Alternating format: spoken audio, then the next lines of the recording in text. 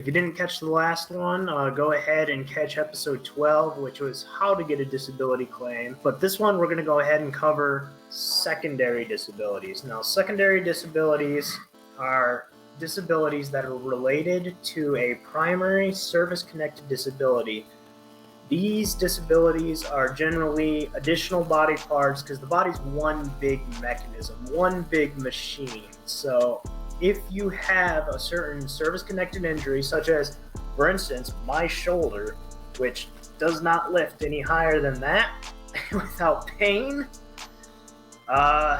there's quite a few service-connected disabilities that go into that. I have radiopathy, which is basically your nerve shoots pain signals all the way through your arm and up. I also have cervical spinal damage, a lot of fusion, bulging discs, and all that goodness. So those are wonderful primaries that I have, which can lead to a lot of additional secondaries. A lot of that radiopathy comes from there. So that's something that definitely can be added to any of your primaries that you have.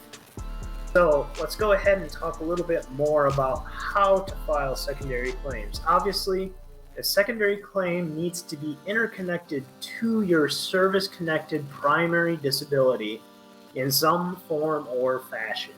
This can't just be a random disability. Let's say, oh, my shoulder injury. Oh, my right knee. My right knee is definitely connected to my shoulder injury, so I can definitely claim that secondary.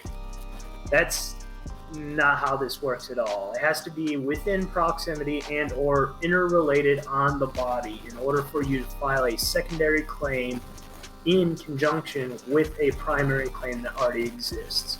Now, one of those things that is a little bit more flexible are mental disorders. Mental disorders such as PTSD can be interconnected to things like migraines, can be interconnected to things like TBI, can be interconnected to things like even GERD. Like GERD is one of those things that can be interconnected. Now, as far as the rest of the ability to file for secondary claims, you're going to need a ton of medical evidence to support this. So again, go start seeing the doctor. Start getting appointments done for anything that might be hurting at any point in time. If you already have a primary service-connected disability, it is behoovent of you to go ahead and see a doctor to get those disabilities interconnected so that you can go ahead and raise your overall disability rating to that of which you deserve.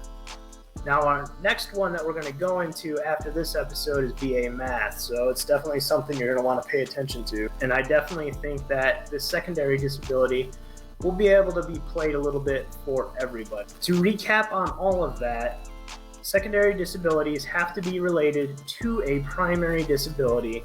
That primary service-connected disability will allow you to file for any of the body parts that are interconnected to that to create additional secondary disabilities to raise your overall disability score.